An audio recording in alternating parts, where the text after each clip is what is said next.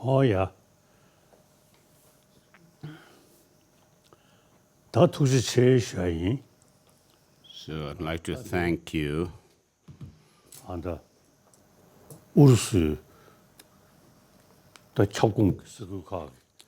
So today I'm giving teaching to the Russian Buddhists, including the Russian Buddhist Federations, and today is the second day of the teaching to you. So the teaching that you have requested was the transmission of the ornament of the Mayan Sutras. So it's a long text, and though I have received the transmission myself, I will not be able to finish this transmission anyway, and so I'll do an introductory teaching on Buddhism, and then the all-encompassing yoga mind, and then we'll follow that with question and answer session. So the Buddha himself,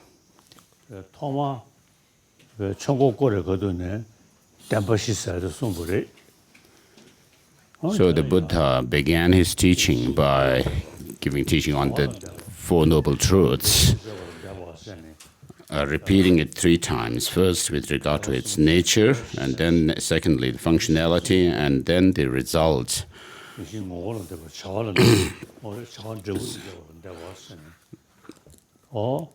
So in this way the Buddha gave teaching on the Four Noble Truths, and this is a quite comprehensive teaching.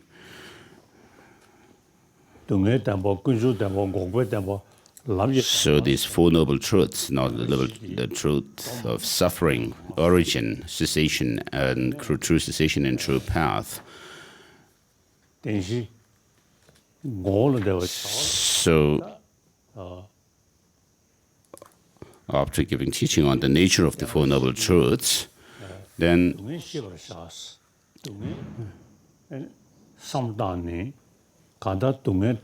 the Buddha went on to say the suffering must be known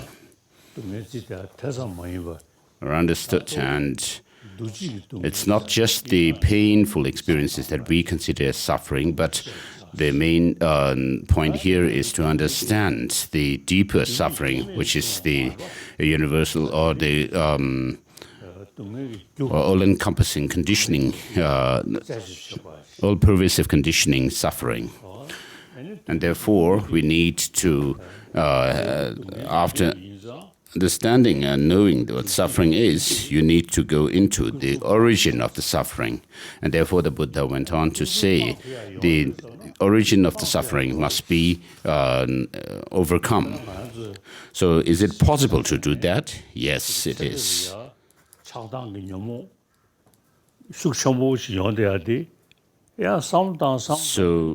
though in the earlier part of our life we may be someone full of these destructive emotions such as hatred, anger, attachment, and so forth, but when you have realized these as being negative, and then you give thought to them, and you can transform yourself so that you have less of these negative emotions. And so with regard to the practice of the problems of these that we experience, then we go into the understanding of the practice of the 3 trainings, and the beginning with the morality. And then when you go deeper, you go into the understanding of these 3 poisons. So these 3 poisons of attachment, anger, hatred, and ignorance something static and that cannot be changed? No, they are not. Because we can see how they change when you have the positive qualities like love and so forth. Then you can actually counter the anger, hatred, and so forth. And therefore, you can see there are these counteracting factors of the destructive emotions.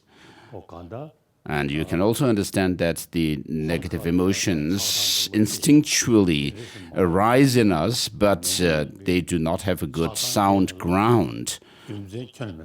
So there's no good reason that you can give why you should have these negative emotions or mental afflictions. So they cannot stand the test of reason and so forth. But because of our habituation throughout the past lives, however, if you develop the counteracting factors, the antidotes to them, then you can reduce these mental afflictions. And so here the origin of suffering comprise the karma and the mental afflictions. And then comes the next one, which says the cessation must be actualized. So you need to really give thought, deep thought to this. So what this shows is that the mental afflictions and the defilements, if you look at their nature and try to identify them, you will not be able to see them to have any kind of intrinsic nature. But because of our habituation throughout our lifetimes from the past, we have these mental afflictions and defilements. However, just the fact that there is an existence of mind does not necessarily entail the negative or mental afflictions. And so in the Tantras, it mentions the dissolution process of the coarser levels of mind or consciousness, and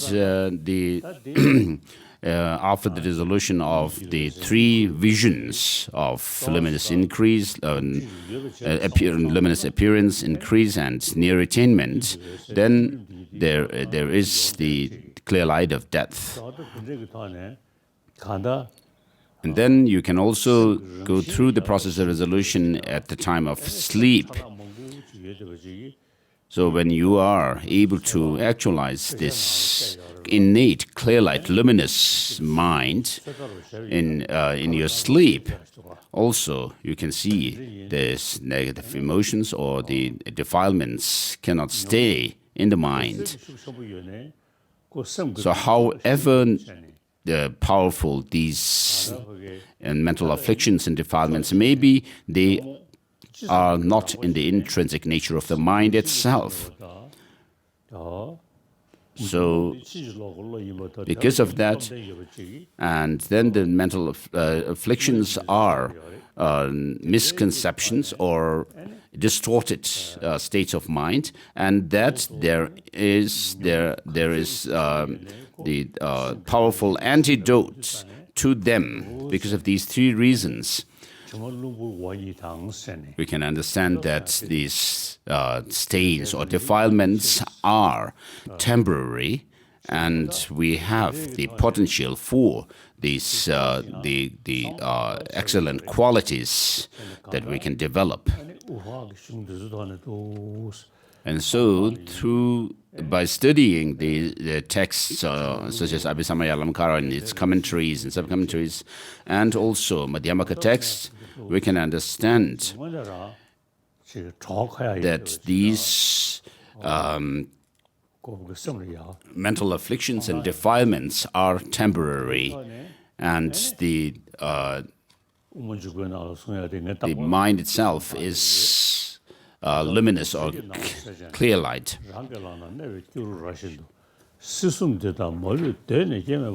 These are the verses from the 6th chapter of Madhyamaka Avatara,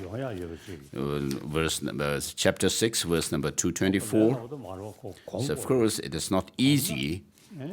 So, it says, it's not easy, but when you are able to familiarize yourself with the practices, then you'll be able to see the possibility of attaining true cessation, which is to say, a state whereby you have overcome these mental defilements. Of course, it is possible in general as a knowable object, and then you will be able to also see that you will be able to attain such a true cessation because of these defilements being temporary or adventitious, and that you will be able to actualize the true cessation within yourself. So, if that is possible, if it is possible that you will be able to attain true cessation by applying these antidotes to the defilements, so when you are able to see that ignorance, the root of all these mental afflictions, can be overcome, then you will be able to see, understand the statement where the Buddha goes on to say regarding the Four Noble Truths, the path must be cultivated.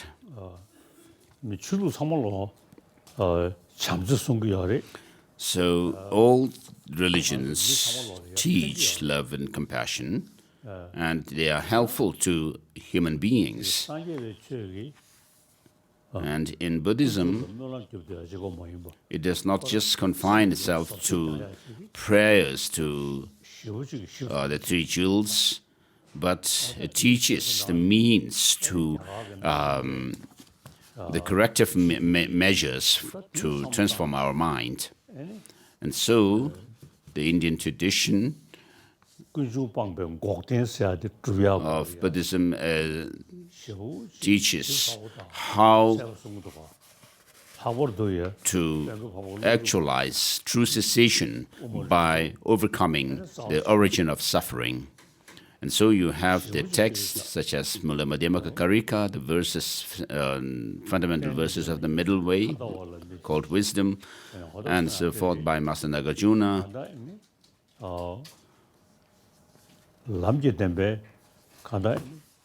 And so through the teaching of the dependent arising, the Buddha does not teaches us not to remain in the two extremes. And so, when you understand dependent origination of things, you will be able to understand that things do not exist the way they appear to us, although they appear to us as if they have some objective independent existence. As quantum physics also says, that nothing whatever has any objective existence. So when you try to search for the identity of things in themselves, you will not be able to pinpoint anything as being this or that. And so, if you are able to give thought to these, you'll be able to see how things are dependently originated. And therefore, you'll be able to see that things do not have any independent existence, yet they exist by way of dependence. And so this is the tool to counter our ignorance, which. So in the 400 verses of the Aryadeva, it says, just as the physical faculty permeates all other faculties, sensory faculties, likewise, ignorance permeates all other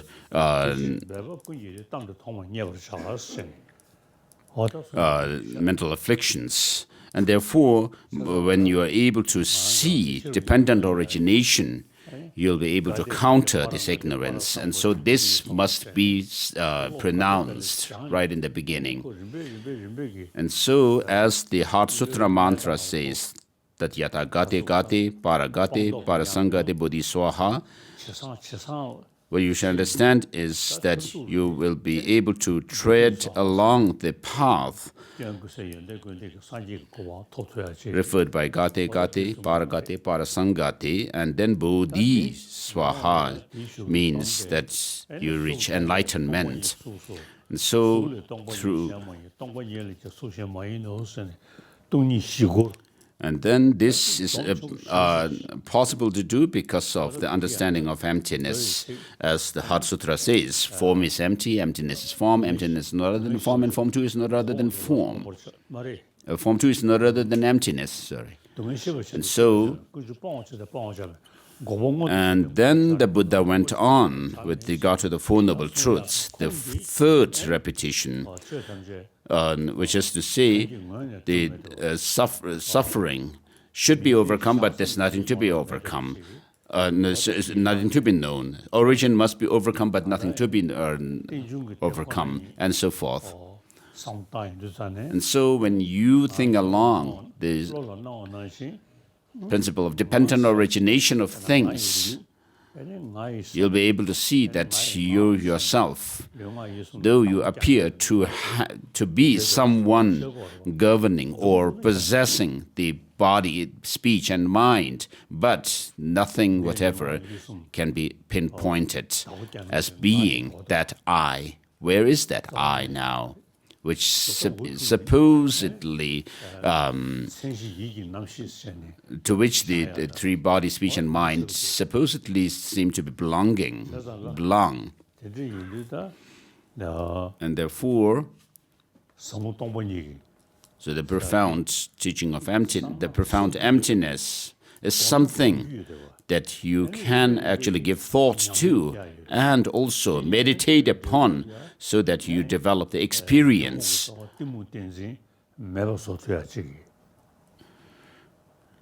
So through which you'll be able to overcome this clinging to true existence in things and beings. So of course, all the religious traditions are good, but the Buddhism, the teaching of the Buddha, is based on logic and reason. And therefore, you have the writings of Master Nagarjuna, the fundamental verses of the middle way called wisdom, and Madhyamaka Avatara by Chandrakirti. So through these teachings, you'll be able to find conviction or confidence in the teaching of emptiness. And therefore, they see the possibility that the paths and grounds can be possible, are possible to attain within your mind stream. These paths represented by the Heart Sutra mantra, Paragate, Gate Gate, and so forth. And so, once you have studied the teaching of the Buddha and then familiarized yourself with these path, then you'll be able to see that they are possible to be integrated within yourself. And so, the suffering must be known, origin must be overcome, cessation must be actualized, and the path cultivated. So the teaching of the Buddha comes down to these, and it can be summarized in a way through this teaching on the Four Noble Truths. And so, what we need to do is pursue this teaching of the Buddha by doing study of it first, and then having listened to the teaching and studied it, then you should reflect on them so that you develop a conviction and in the teaching, and that leads you to apply the teaching within yourself in meditation. So in this way, you have to go about with the teaching of the Buddha through the process of study, reflection, and meditation. And regarding myself, since my childhood, of course, I have gone through this triple process. So through this, I can see that it's very clear to me that there has been change in me over the last many decades since I started studying Buddhism. Therefore, to my Dharma brothers and sisters, I would like to appeal to you also to go through this process of study, reflection, and meditation so that you'll be able to see the Buddha Dharma is something that you can actually have it in the palm of your hands, clearly be able to see that it has the result that you expect. And so I wish to say this to my Russian Dharma friends. So Sutra Alamkara is very long, and so we will not be able to anyway finish the text. So this is what I have given is the essence of the teaching of the Buddha. So first we'll do the question and answer session now. Your Holiness, thank you very much for sharing your wisdom with us. The first question today is from the main Buddhist temple of Kalmykia, Golden Abode of Buddha Shakyamuni. It will be asked by Venerable Yonten Gelong, administrator of the temple, a member of the Civic Chamber of the Russian Federation.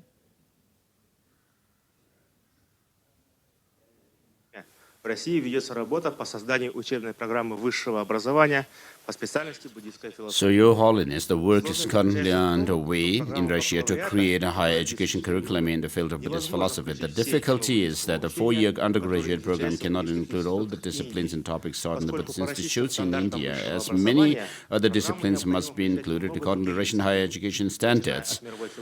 Therefore, the main subject of Buddhism does not have much teaching time. Please give us advice on how to shorten the curriculum, which Buddhist disciplines must be included in the undergraduate program, and which can be left for study. Thank you. So this is very important.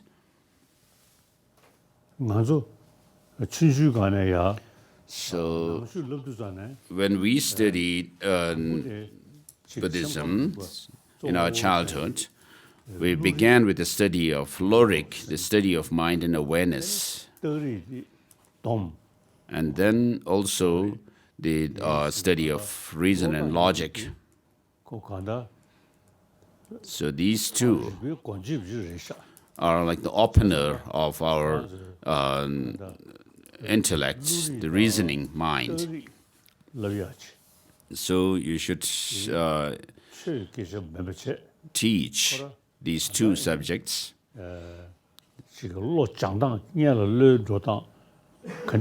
it's not about religion as such, but the system of how the mind works.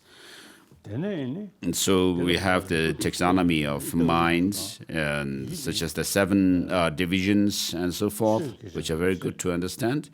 And then also the study of logic and reasoning, which do not have to be made religious study as such, but as an academic subject, just to open people's mind up to reason and logic.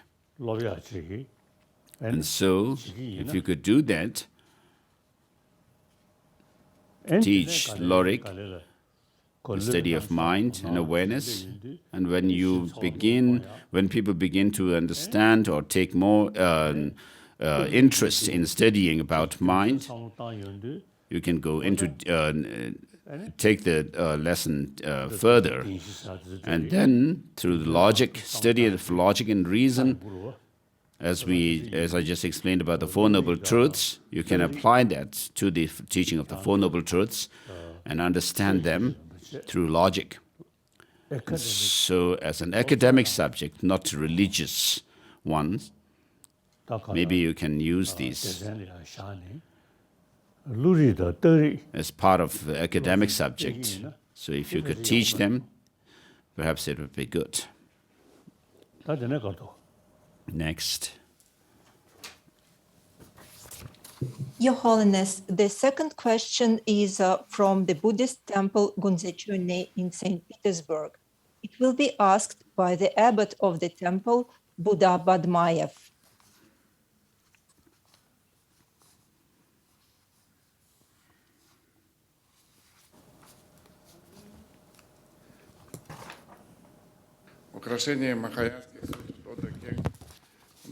In the third chapter of the особенности принятия прибежища Махаяны. Расскажите, пожалуйста, о них.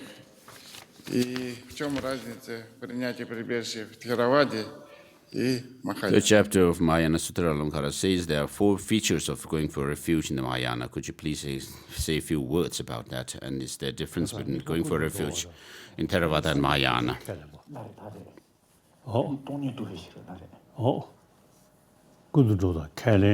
So it says because of the 4 particular features by which they are classified: universality, focus, commitment, realization, overpowering, supremacy, those who fulfill and so forth. So by taking refuge in the Buddha, Dharma and Sangha, by saying this line, Namo Buddhaya, Namo Dhammaya, Namo Sanghaya, but if you have done some study of the classic texts, you'll be able to understand what these universality and the commitment to or the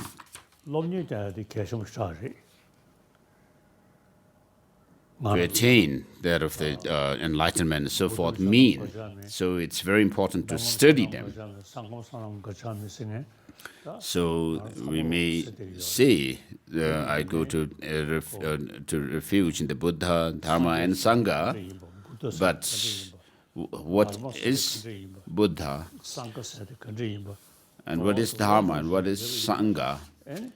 If you have done some study of the Dharma, you'll be able to have a different experience within yourself about what they mean. And so the most important thing is to study the Dharma.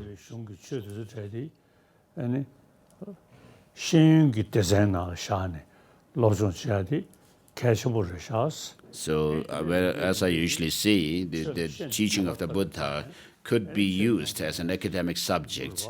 And then, once you have gained understanding of Dharma through reason, and then you'll be able to go further into the practice of the Dharma. The next question is from Aginsky Datsan in Transbaikalia. It will be asked by Bator Dimchikov. Добрый день, Ваше Святейшество. Good morning, Your Holiness. Your Holiness, how useful is it for us simple people to believe that we can achieve Buddhahood in one life? Спасибо. Thank you.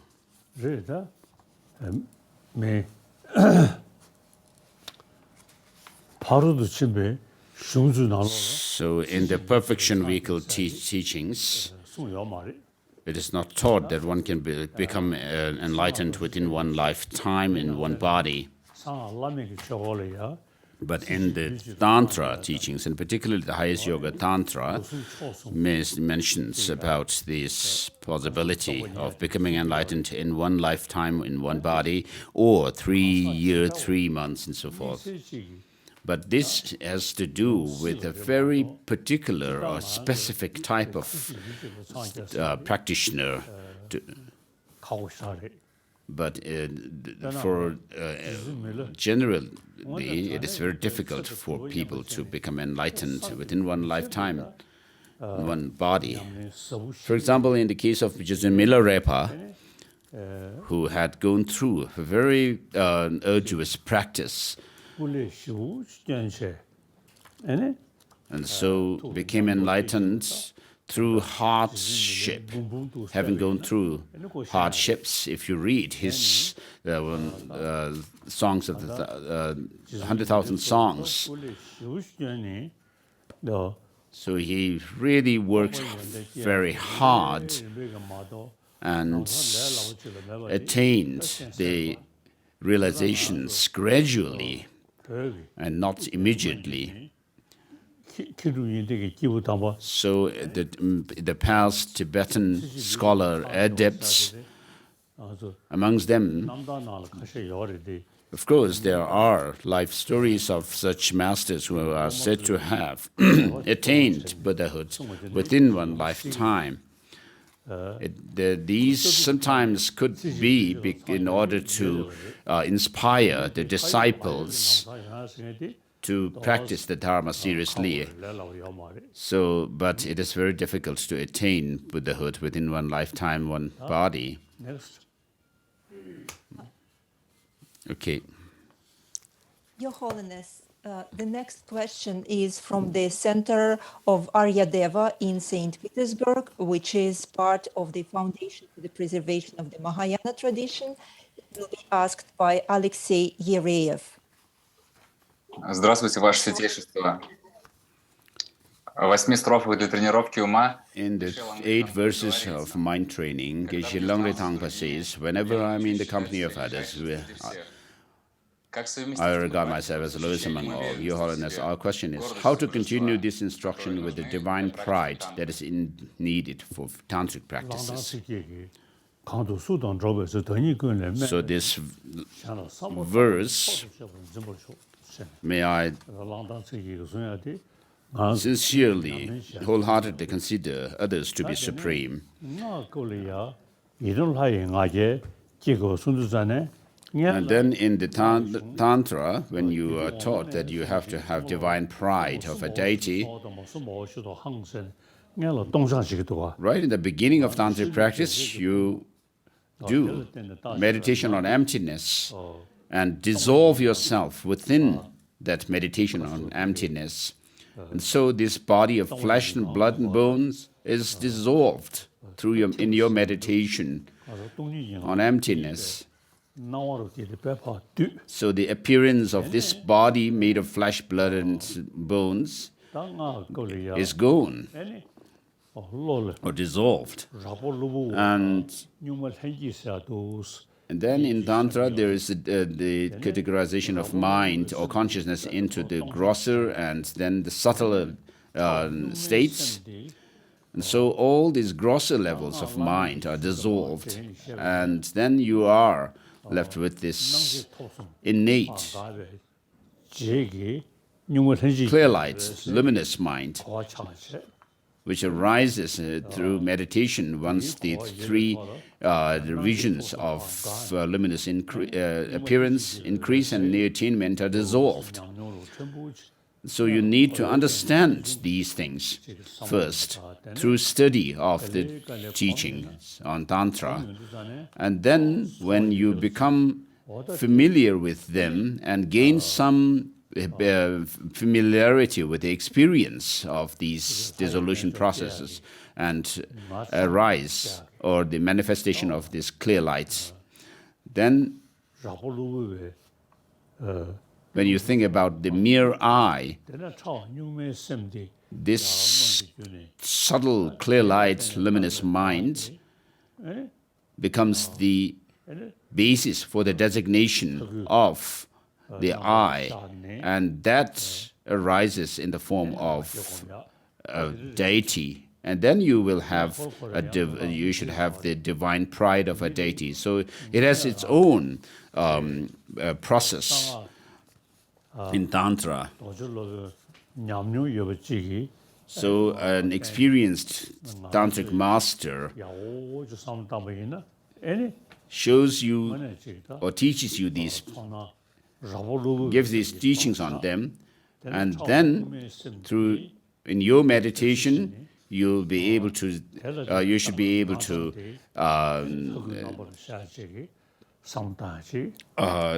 leave or dissolve these grosser states of mind, and then manifest, make this clear light manifest. And so this the verses of the eight verses of training the mind have to do with the general teaching. Your Holiness, the next question is from Moscow Buddhist Center Yeshe Korlo. It will be asked by its founding member Ilya Bershin. Здравствуйте, Ваше Святейшество. В наше время многим трудно следовать таким наставлениям. So nowadays it is difficult for many of us to follow such instructions as leave your native lands, go to the retreat, and so on. Your Holiness, our question is, how, with so many distractions and temptations that the modern world has to offer, how not to let one's mind be separated from Dharma? Thank you. So, beginning with the Moksha Vows, which teaches us to leave a householder's life and go forth to a renunciant life.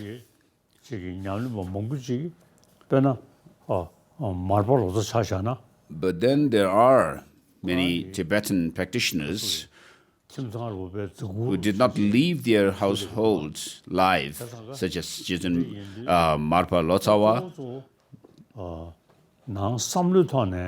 who lived a householder's life.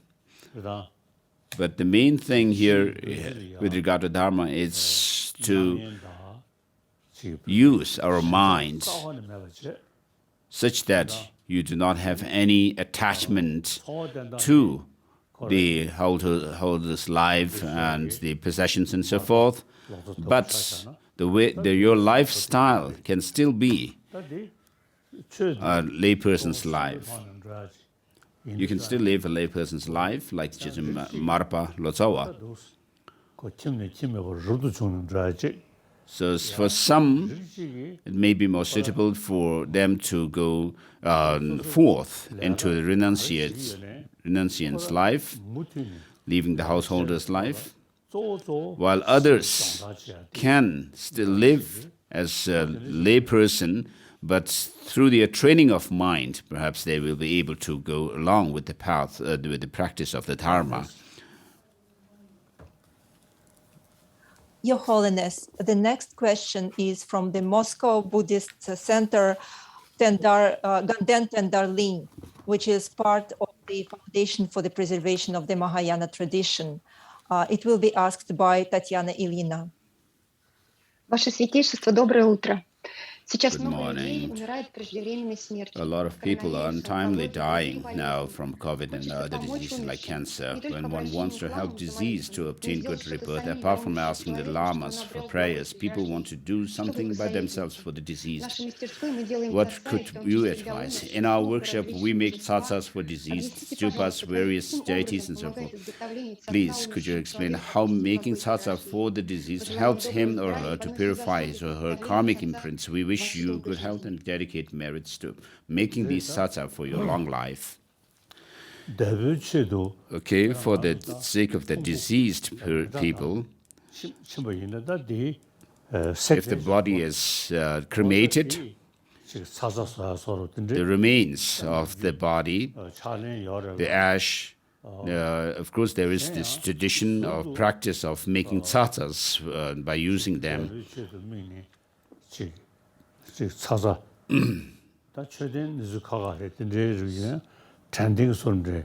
So you can make tsatsas as memorabilia for the deceased, or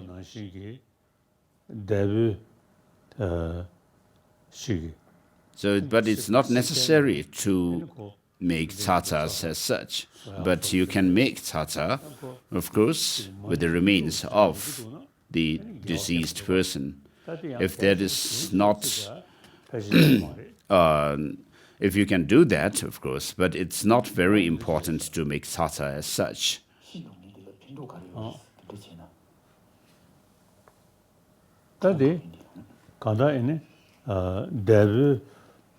So the deceased person, by making tata from their the ashes, the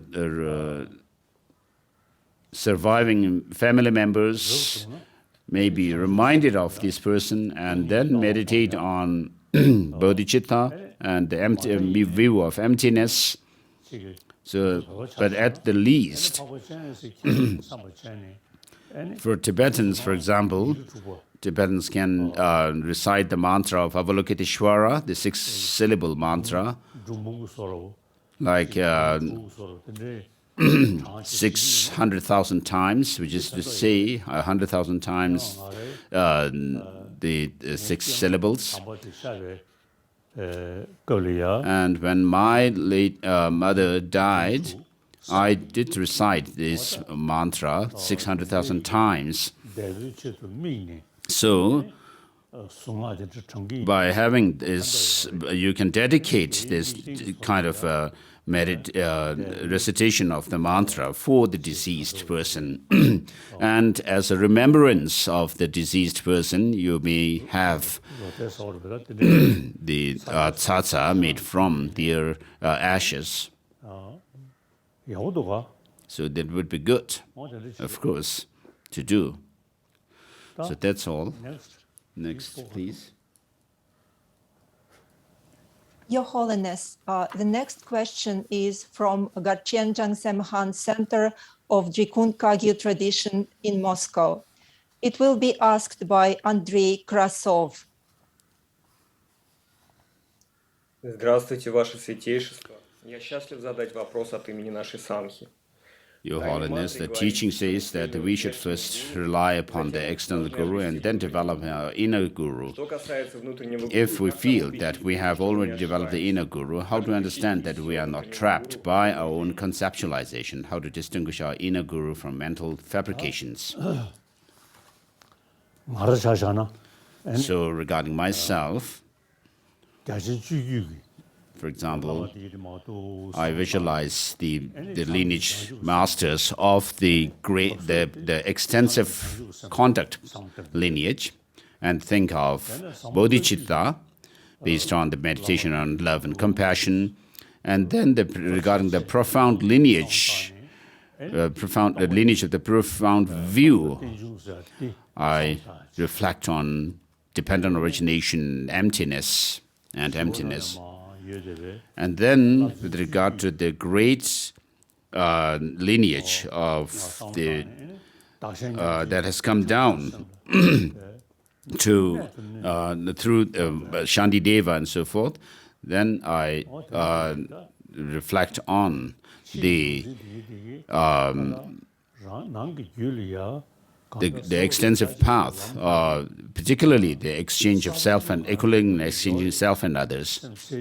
So, of course, we have the clear light mind, and we have the imprint of these different positive experiences. And so, on the basis of that, we should meditate on bodhicitta and the view of emptiness. And so, through the with the help of the external gurus, we should remind us. The external gurus should be used as a reminder for us of these qualities of bodhicitta and the view of emptiness. And so, as Shantideva says, I meditate on these lines as well. Which intelligent or sensible person with feel discouraged to ride the horse of bodhicitta, which leads you from bliss to bliss.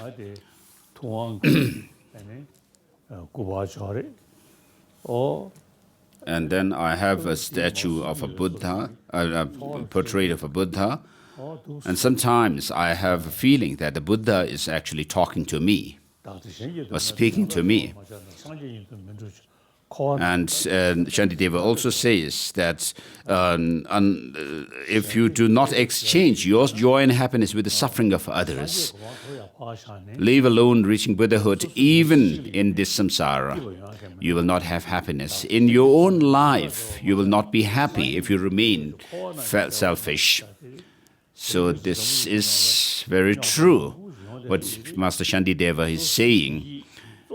So in the world, if you look around in the world today, because of selfish attitude, thinking only of one's own well-being and welfare, and disregarding others' well-being and welfare, we have all kinds of problems. So these two lines from Shantideva's Bodhisattva Charyavatara, I recite them daily and reflect on bodhicitta and developing bodhicitta within myself. And also, this is a main practice of my main practice.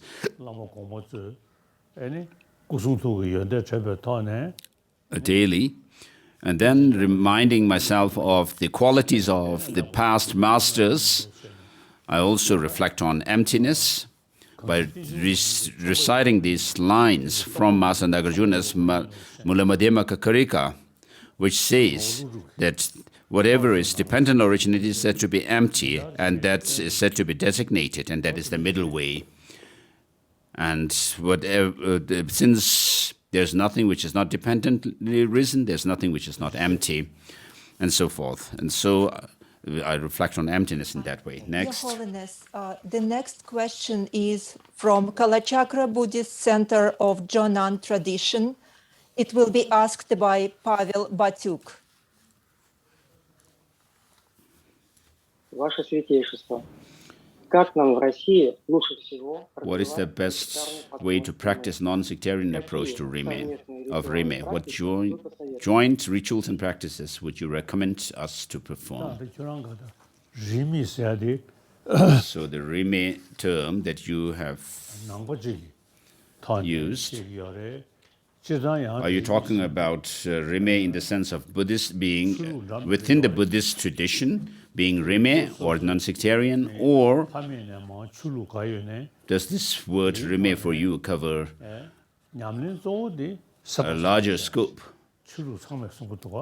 So in any case, all religious traditions teach how to be kind, have a good heart.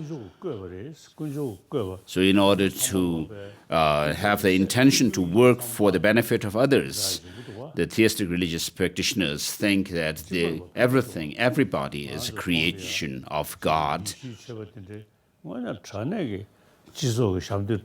We have Christian practitioners, Christian brothers and sisters who really serve others, who need help in terms of health, care, and also education. And then within the Buddhism, we have the Pali tradition and the Sanskrit tradition.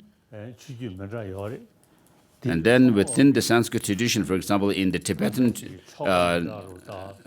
Buddhist tradition, we have those of the Satyanyingma, Gyelu, Kagyu, and so forth. So all of them may have different rituals, prayers, and so forth, but we have the same practice. All of them come down to the same practice. But sometimes people just superficially understand the teaching that they follow, and then they say, I'm Nyingmapa or Kagyupa, and so forth. But if you really seriously think about these traditions, you have the bodhicitta practice as the foundation.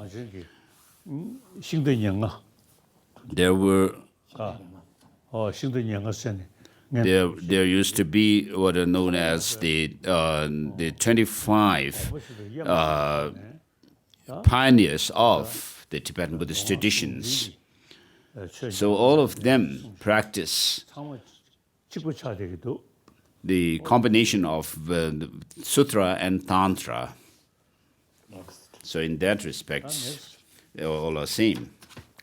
Your Holiness, the next question is from Polina Pakulova, a member of Dripun Gaman Center Foundation, Moscow. Good morning. May you live a very long life. Nowadays, people are extensively using such notions as secular Buddhism. Some teachers and meditation instructors are saying that it is possible to achieve enlightenment without accepting the existence of past and future lives, a concept of karma, the existence of other realms. Your Holiness, my question is it possible to achieve Buddhahood or liberation if one doesn't accept the concepts above?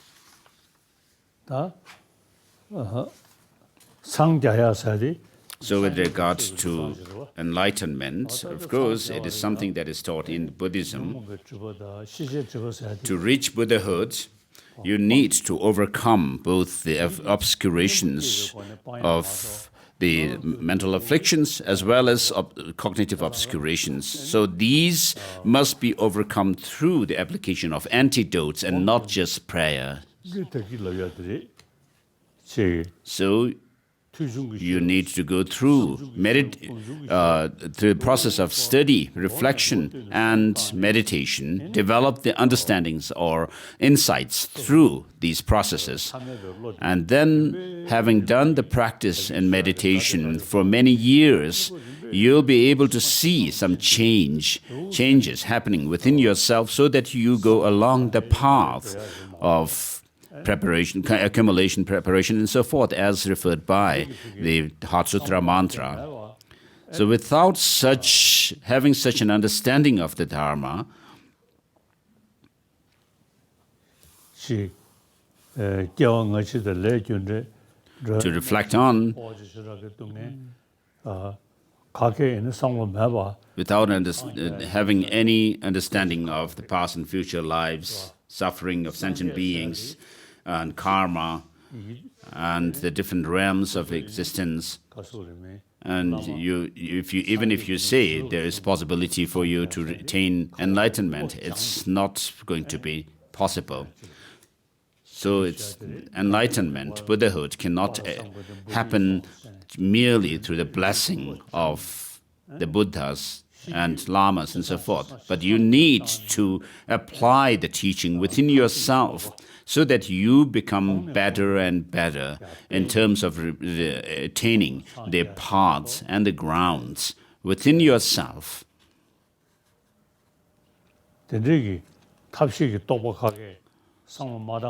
So without thinking about the skillful means or the method and the wisdom aspects of the path, merely through some blessing by a Lama touching their hands on your head, the enlightenment will not happen.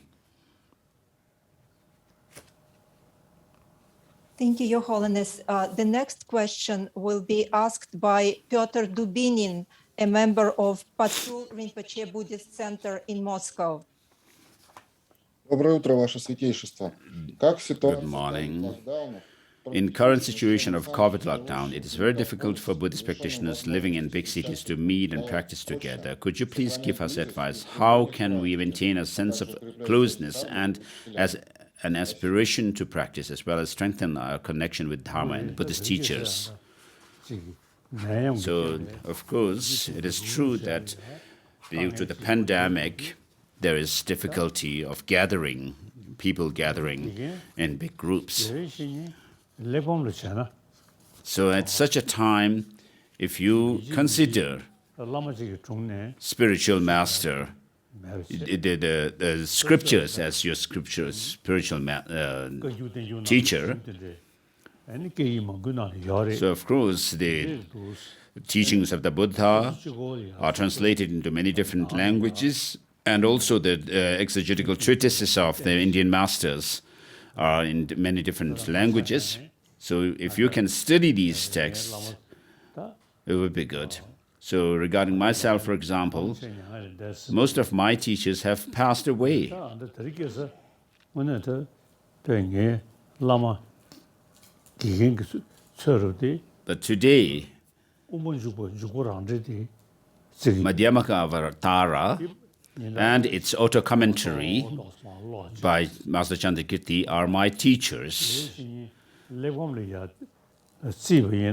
So if you consider these scriptures as your teacher, of course, when your master is alive, it would be it is best to rely on that Lama's words.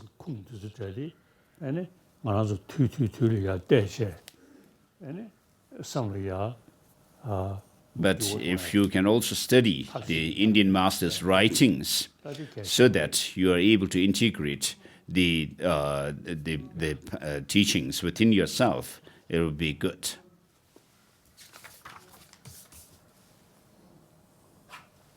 Okay. Your Holiness, we have 2 more questions. Where are they? The next one is, when the pandemic ends, what awaits humanity, and what is the role of Russia in this future world?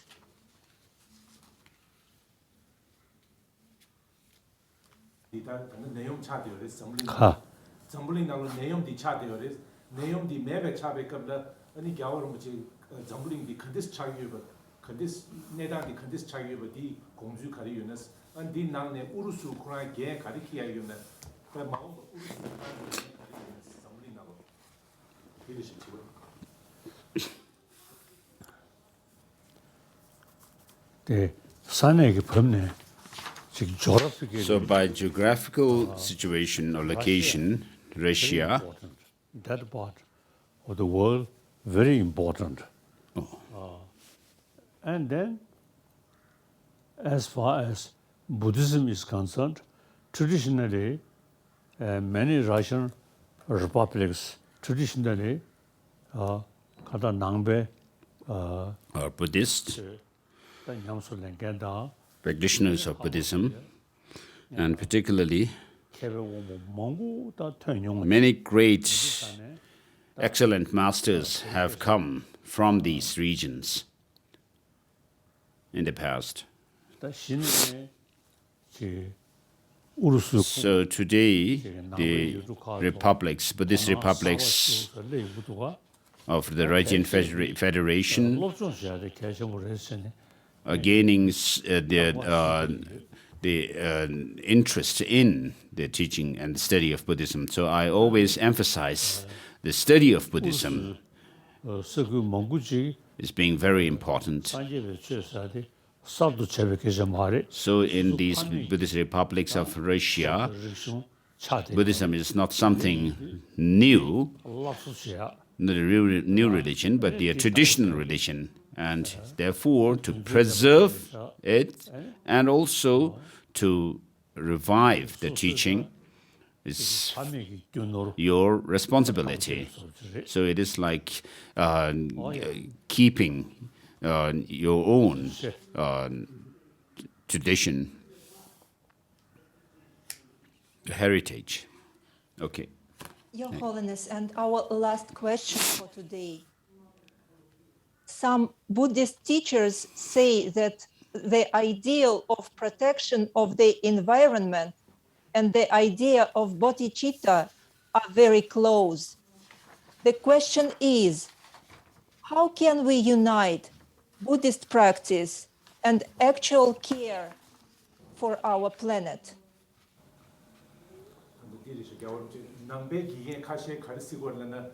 zambuling nalo tante ngansu kuryu la sungyap cheya dida ani ngansu namjo nalo chanju semdi krani sawo chade ores miyu di jawo chade ores chanju semda ani zambuling nalo kuryu di yan sungyap cheya di jawo chade ores cheza dela ani gyawalo bache tante nambe nyamle da andine zambuling nalo ta kuryu la sungyap cheya di 걔를 겨우 이제 공주 카드 요 스팅이야 저거 자기 유네면은 전주 쌤이다 아니야 코유라 숨겨 방고야 돼.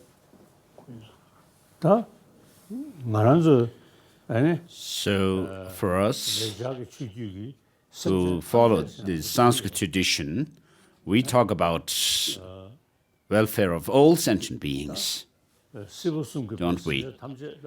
So the sentient beings within the three realms of existence comes within the, under the purview of our focus of all sentient beings. But in particular, in practical terms, we need to think about the people or this world,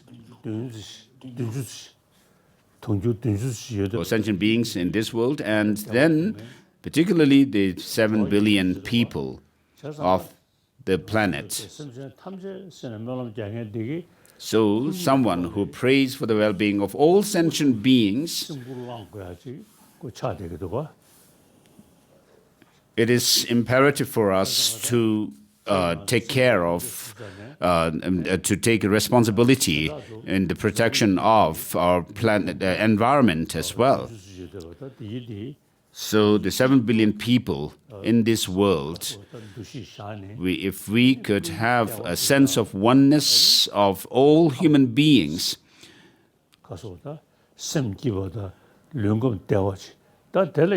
and work for the well-being of these sentient beings, of these human beings, to have a peaceful mind, state of mind, and physically healthy body. I mean, if you think about this, then it's quite natural to have a sense of responsibility for the protection of the environment of the earth. Your Holiness, thank you very much for your teachings and for answering our questions. Now, I would like to invite Telotu Kurinpoche. No. Wait. The honorary representative of Your Holiness to Russia, Mongolia, and the CIS countries, and the all-encompassing Guru Yoga, yoga mind. Remarks. We have all-encompassing yoga mind yet. Or we will do our best to read Mahayana Sutra Alankara and contemplate on the teachings Your Holiness has bestowed with us. We thank you for your kindness and attention to the Buddhists of Russia. Your Holiness, the ongoing pandemic continues to affect communities around the world, and as you may know, currently the COVID situation in Russia has worsened in terms of daily newly infected people and those who lost the battle. In the last year and a half or so, we have lost many friends due to COVID-19. Many Buddhists across Russia and other parts of the world continue to recite the mantra of Green Tara Your Holiness has recommended to prevent the spread of this disease. Nevertheless, we request Your Holiness to pray for the deceased, infected, and their family members. Many people across Russia are struggling emotionally, mentally, and financially because of this crisis. Your Holiness, in the end, we would like to thank Gishil Hagdor for leading the review session for the teachings and the secretaries of the private office, as well as the audio and video section of the private office, and all the translators who, for their hard work. Lastly, I would like to express my gratitude to our co-organizers for the last 13 years. Save Tibet Foundation, Rinpoche Bakshar Datan, Golden Abode of Buddha Shakyamuni, Administration of the Head Lama of Tuva, and Office of Tibet, Moscow. Your Holiness, we pray for your long life and good health. We also wait impatiently to be reunited with Your Holiness as soon as possible. We are always with you in our thoughts and prayers. Thank you very much. Thank you. So, in conclusion, I wish to do the all-encompassing yoga mind. So because it includes both the skillful means and wisdom practice. So it becomes a very a comprehensive practice.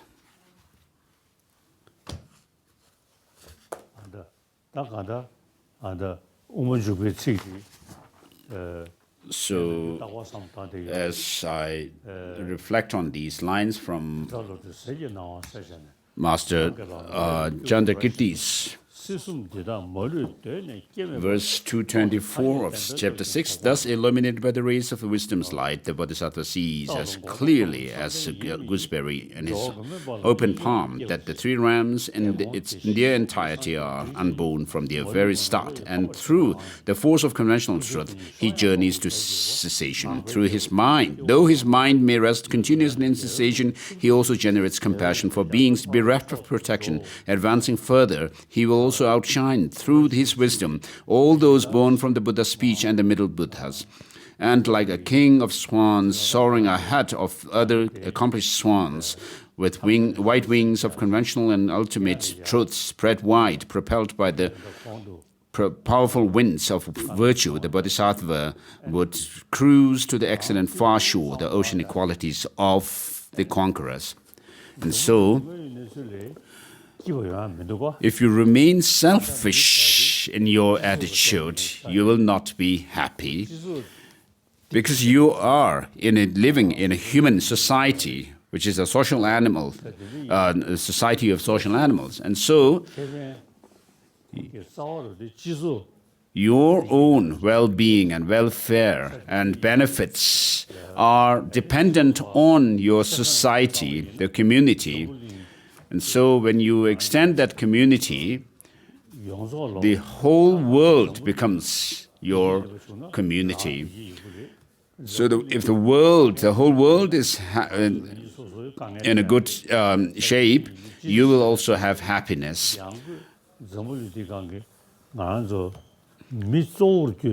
So sentient beings, particularly including the mainly human beings, if you can think of bringing happiness to them, which has to come through disciplining our mind. The animals, of course, cannot think like us.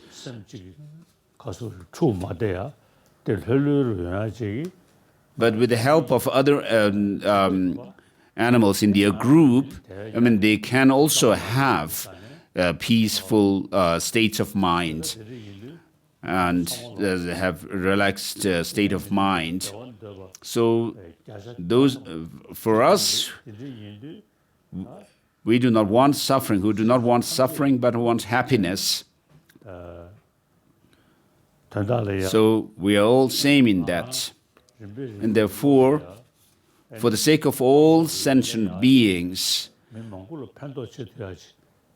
you should think of developing the experience of the Dharma within yourself so that you will be able to grow these experiences of bodhicitta and so forth, so that you can help others. So now, please meditate on bodhicitta for a while.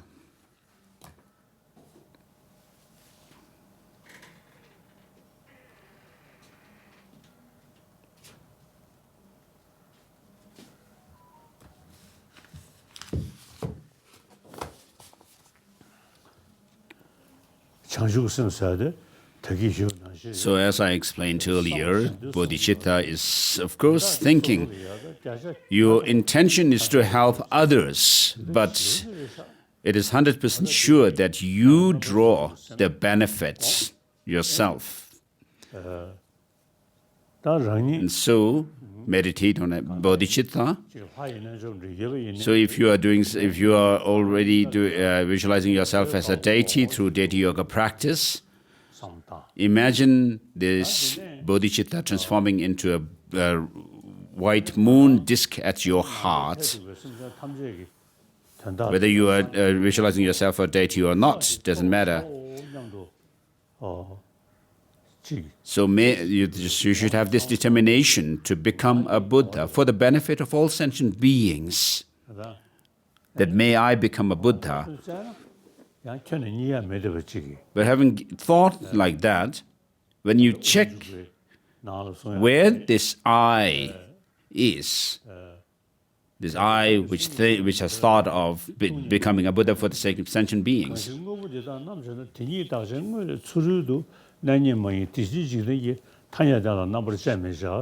So in the Bodhisattva Charyavatara, the 6th chapter, also it says that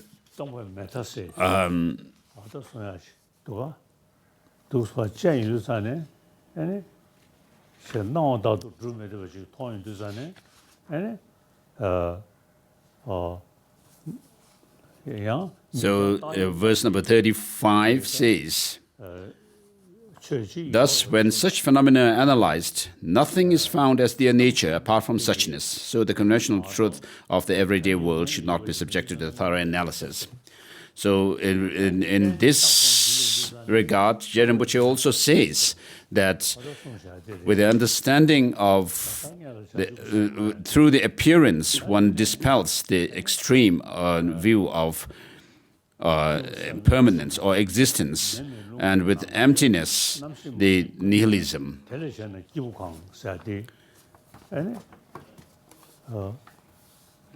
And then Master Nagarjuna in Ratnavali says, a person is not the earth, water, fire, wind, space, or consciousness. What else is a person other than that?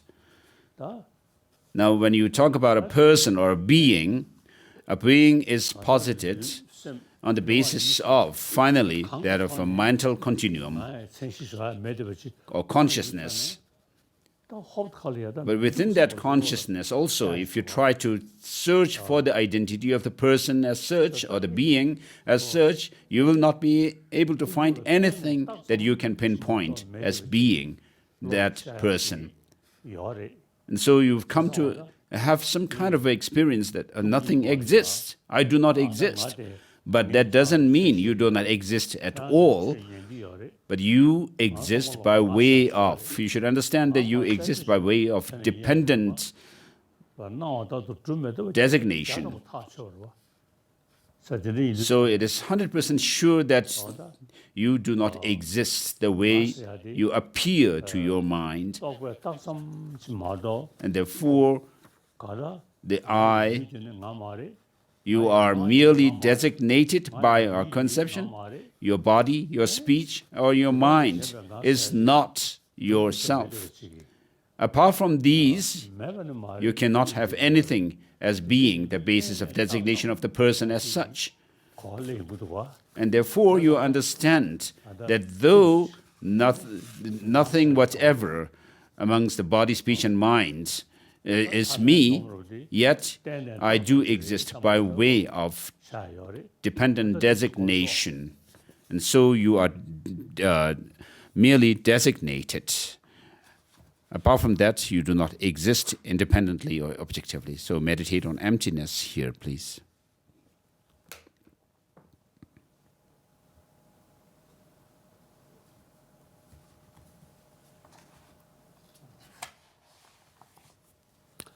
Oh yeah, that is really and then a taxation model, so apart from being merely designated, existing by way of merely being designated, nothing whatever,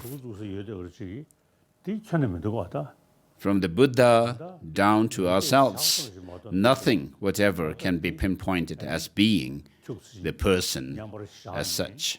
And so,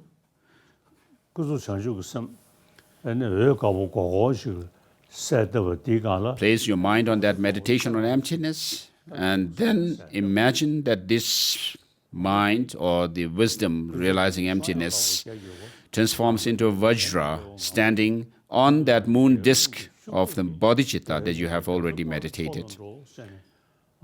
And therefore, Master Chandrakirti's Madhyamaka verse 226, chapter 6, says, and like the king of swans soaring ahead of the other accomplished swans, with white wings of conventional and ultimate truth spread wide, propelled by the powerful winds of virtue, the Bodhisattva would cruise to the excellent far shore, the oceanic qualities of the conquerors.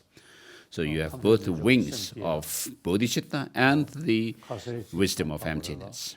And so we have done this all-encompassing yoga mind yesterday as well as today. So with this we can conclude. We conclude this teaching to the Russian Buddhists. So we can still have more time to have such teachings in the future. This is dedication. Dedication from the Samantabhadra prayer, the 2 verses.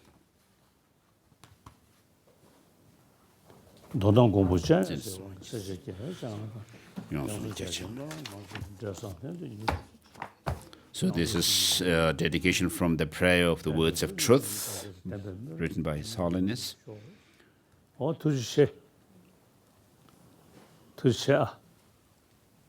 Calling on Avalokiteshvara for his blessing.